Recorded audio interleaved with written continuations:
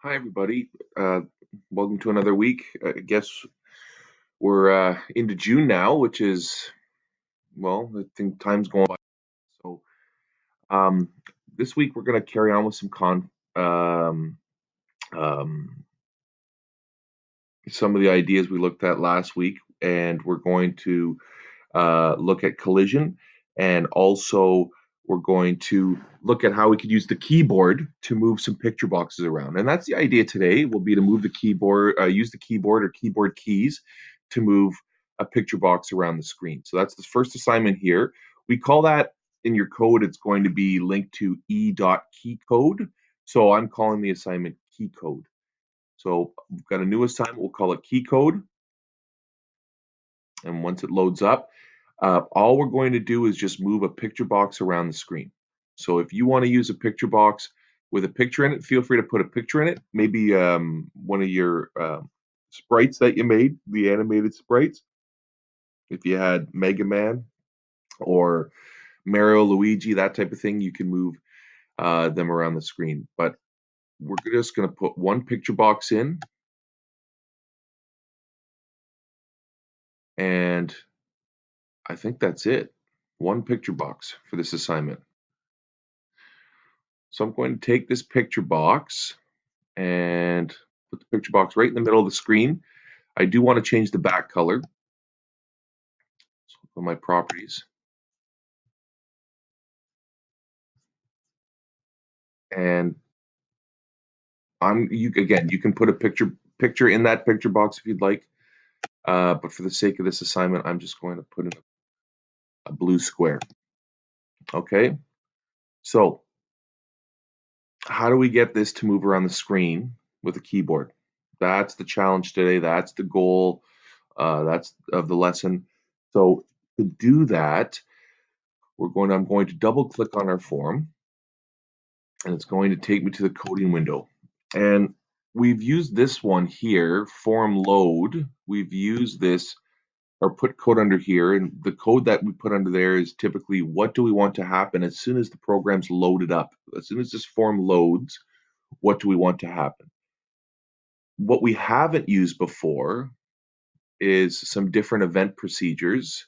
So this is form one events. If we go over to the top here and see where it says load, if we click on the arrow there,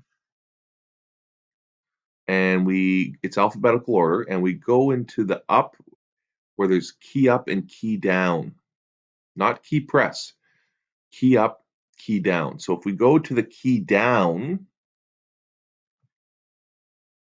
we're going to be asked for some code. What do we want to happen when a key is being pressed down or into the keyboard?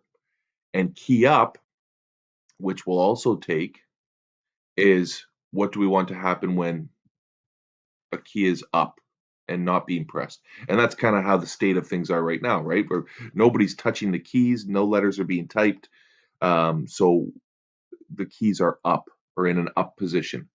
So we have an up position, a down position. Why do we need the up position? It's basically to stop the code when the keys are in a down position. So we have key up and key down. We don't really need this form one load. So I'll take that out of here. So let's look at the two things. So key down. So we're going to use what I said was select case e dot key code. So basically that tells the computer we're using the keyboard for something. Doesn't have to be for movement, could be for anything, but we're going to write select case, little switch statement in here, e dot key code. Okay. So it opens it up just like it's a type of kind of conditional branching. Um, so what's the possible? There's so many keys on a keyboard. We're going to use, let's use the arrow key. So for the arrow key, so case keys dot, do I want to use the A key? Sometimes I use the WASD key, but we're going to use the arrow key. So I'm going to use my keys dot up. That's the arrow key for the up arrow. They call it up. and then what do I want to happen when that happens? So when keys dot up, when the up arrow key is pushed, what do I want to happen? I'm going to activate timer 1, which I need to put on my form because it's going to underline it. Okay. Now, what do I want to happen to the down key? So I'm going to put case keys dot down, not L case. Let's go down here. Case keys dot down. So that'll start. Okay, this keeps auto correcting here. Let's see if we can do this. Case, not L case.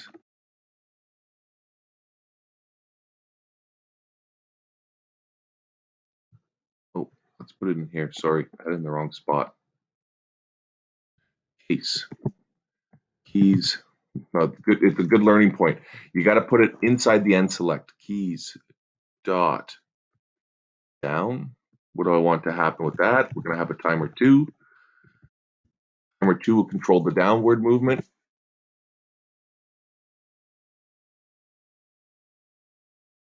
Put one that in. Case keys dot left.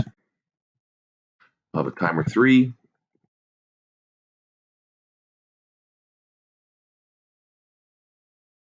And then we'll do a keys dot right.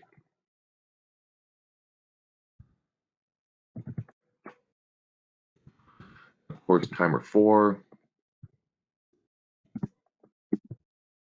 Control that. So I'm going to go back to my program. I'm going to put these 4 timers in, and we're going to watch how this works. It's not too bad. It's pretty simple. We'll go to the design, put in 4 timers. 1, 2, 3, and 4. So I believe timer 1 controlled the up. So what do we want when the up key is pushed? We want picture box 1 dot top to equal box. Well, you can go equal plus 1. Picture box 1 dot top. I believe we'll go with minus. Let's go with minus 15. So if I play this,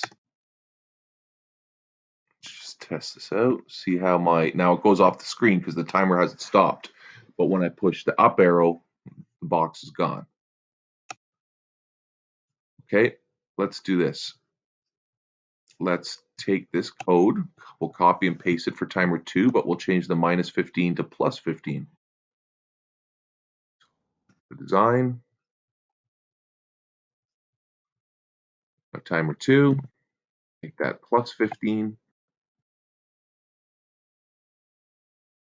And then we have timer 3, which I believe is the left and not the right yet. Timer 3 controls the left. So we want this square to go left. So now we control the picture box 1 dot left equals box. Sorry, picture box 1 dot left equals picture box 1 dot left. Let's go minus 15.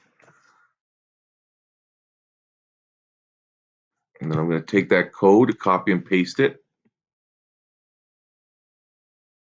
for the right, and change that minus to a plus. So if there's nothing stopping these timers, that's the problem. That's what the key dot up is for. So I'm going to go up into my keys dot up, or else as soon as we push the first button, things will go right off the screen. So we're going to go back to what happens when the key, it's been pushed down, but when it's up, right here. So we're going to do another key code. So we'll go select case,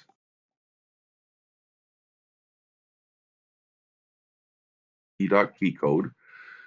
We'll do the same thing. Case keys dot up. What do I want to happen? Timer 1 dot enabled. False, so stop the timer. Case keys dot down. I want timer 2 to stop.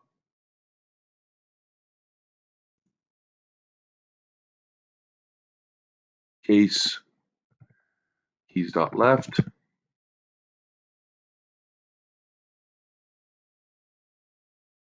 Equals timer 3.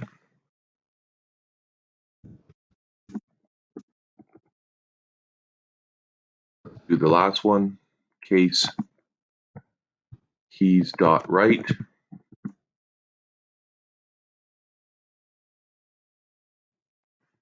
This one.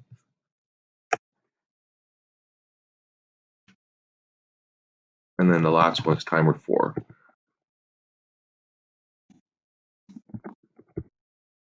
Okay, so just to refresh here, when a key is pushed down up top here, it will start a timer depending on what we push. When we let go of that key and push another key, when we let go of those keys, it will stop the timer. So it should look something like this. I haven't played with my timer intervals, so it might be moving a little bit fast. Let me just, so if I hold down the button, it's fine. I let go, it stops. So now I'm able to move this square by pushing the left, right arrow buttons, down arrow, up arrow. I hold both at the same time. I get this weird diagonal thing, which is great. Okay, and that is what we're working on for assignment 1, controlling a picture box with your keyboard. Good luck, everybody.